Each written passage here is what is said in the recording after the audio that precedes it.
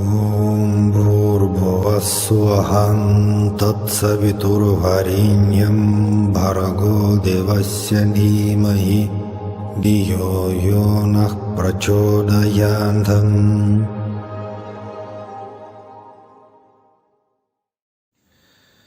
So Saram everyone, today we're going to speak about Gayatri Mantra tradition. Actually, we know that for many years our Swami Sri Sathya Sai Baba was advising people to practice, to meditate on the meaning of this mantra, to practice japa. So it means to repeat this great ancient mantra as many times every day as possible.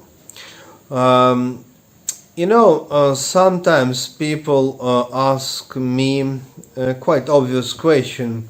For example, if we wish to practice Gayatri Mantra, must we, for example, receive initiation, be initiated into this mantra?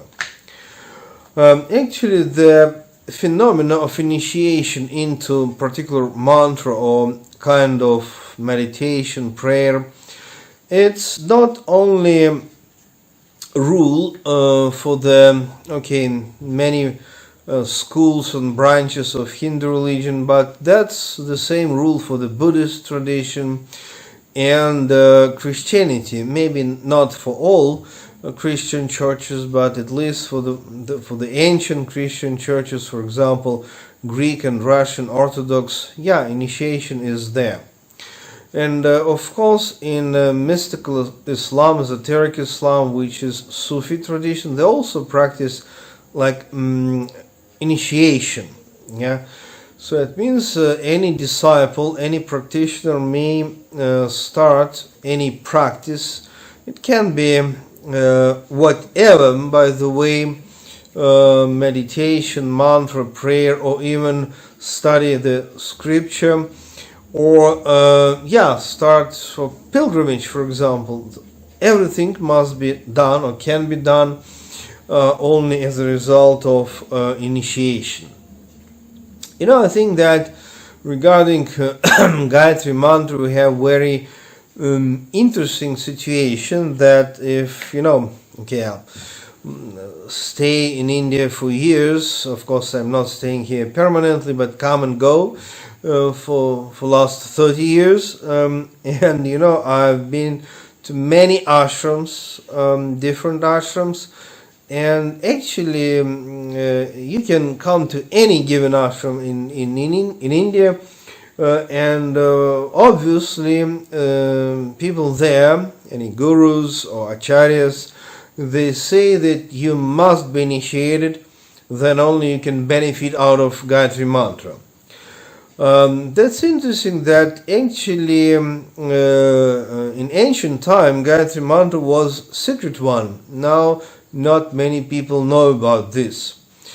Step by step, it's like second half of 19th century, then beginning of 20th century, many secret techniques, including secret mantras and scriptures, they became actually available for the public. And now it's difficult to imagine, but actually Gayatri Mantra was a kind of secret mantra, and not everyone was able to hear it, to know it, to practice it, even before 20th century, for example.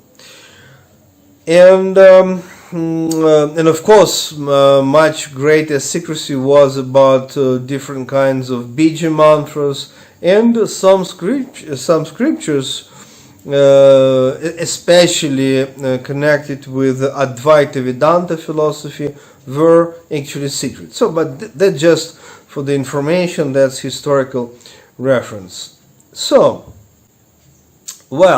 now we have Gayatri Mantra everywhere. You can pick up any book from the shelves, and many of them, they have Gayatri Mantra. Of course, if you just take as example different platforms in internet. You can find both the way how to pronounce it, so audio, musical rendering as well, and of course text with the meaning, with the translation, etc. So the question is, okay, if everything actually available, so why we need to bother ourselves with all that old stylish initiations? Actually, it's very important to be initiated. It's like all ancient religious and mystical traditions, they demand initiation, because what does it mean, initiation? It's a blessing. It's like when previous generations of practitioners, they bless you to start this or that kind of sadhana, for example, practice of Gayatri mantra. So that's very important. Blessing is very important. In a traditional society, like, grandfather and grandmother, they have to bless their grandchildren, and parents also. That's the same way we see in spirituality. And that's, I think, it's not just kind of tradition which we have to follow and we don't know for what. It's really important. But in the case of Sathya Sai, the situation which we see is absolutely different and quite unusual. I can say that Sathya Sai never initiated formally in a traditional way his devotees. And actually we know that he has huge number of devotees but never disciples. Well, let us think about what is the difference between to be Sathya Sai disciple, which is actually impossible, and to be his devotee, which is, who knows, maybe possible.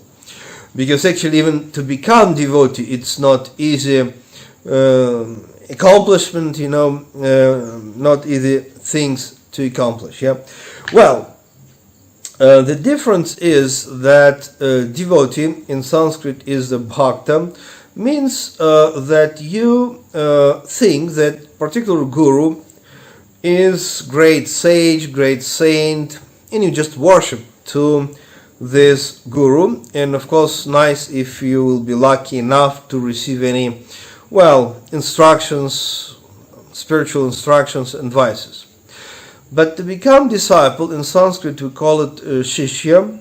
It's totally different level. It's very high level, and it means you are able to receive very special transmission and initiations from the master. And later on, that's very important, if you are a disciple, then later on when your guru, your master, passed away, so disciple becomes guru himself and continue tradition. Actually, if we take any given guru, normally, classically, any guru in his young age was somebody's disciple. So that's like knowledge and traditions goes from generation to generation. But the question is about our Swami, Sri Sathya Sai. How can you become, actually it's impossible to become his disciple, because if you are his disciple, means later on you can become his successor, which is also impossible. Because who can be disciple of God? Who can be successor of God? It's impossible. Honestly speaking, even to become a devotee, real devotee, it's very difficult. There are many people who consider, they feel, they experience Sathya Sai as divine incarnation. But the question is, are we ready to follow his teaching? But if we are not ready to follow his teaching, then what kind of devotees we are?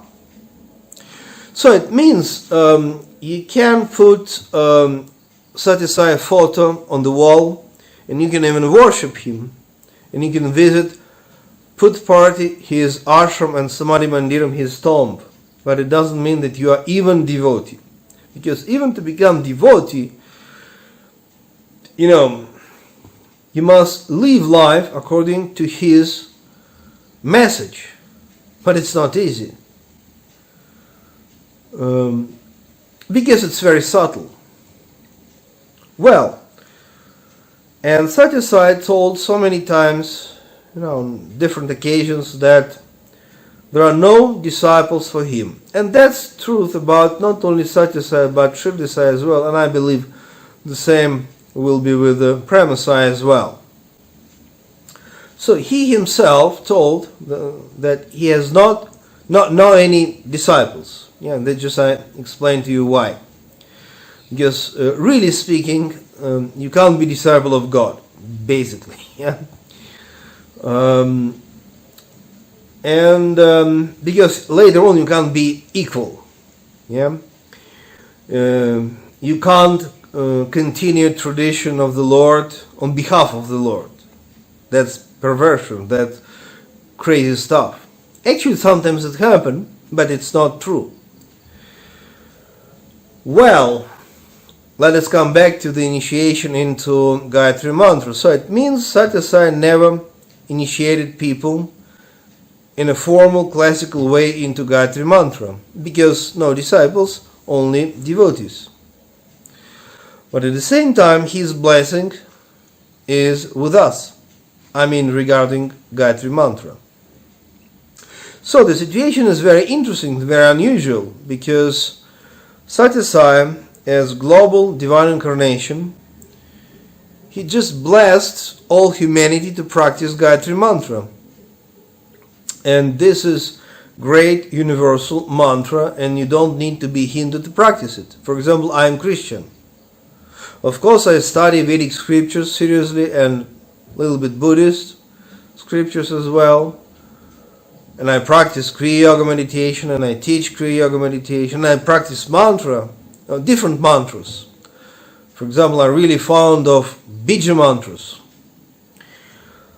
But Gayatri Mantra is something extremely special. And we have a very unusual situation when we don't need to be initiated into Gayatri Mantra to start and practice and benefit. We don't need it. We don't need initiation. Why? Because Swami, Sathya Sai Baba, he blessed all people, all humanity, humankind, to practice this great fundamental Vedic mantra. It's a very unusual situation. It means, okay, I teach people Kriya Yoga meditation and Bija mantras, and when people ask me to be initiated into Gayatri Mantra, I refuse, because in our tradition, it's actually in all Kriya Yoga traditions, we have a Diksha or initiation. In the most of the Kriya Yoga traditions, Diksha is like must. First Diksha, then you can receive any spiritual instructions regarding meditation, etc. In our tradition, if people, practitioners, disciples, Kriyabans, how we call it, wish to be initiated, okay, that's good, because then blessings from Mahatar Babaji and other Mahatma Gurus will be with you. Not from me. I can't bless anybody. Only highest Gurus can, but I can perform certain ritual of Diksha. But I refuse to initiate people into Gayatri Mantra because it's useless. Because Swami Sathya Sai Baba blessed everyone. So that's very unusual situation. Actually, I have a number of videos about Gayatri Mantra. I think we'll continue this very interesting topic in the future, because Gayatri Mantra, it's very interesting. We have so many questions. Why Gayatri Mantra? Why not any other mantra? What is the meaning? What is the power of Gayatri Mantra? So I think all that questions we'll discuss in our future videos. So let me conclude for today. Sai Ram, Sai Ram, Sai Ram. See you next time.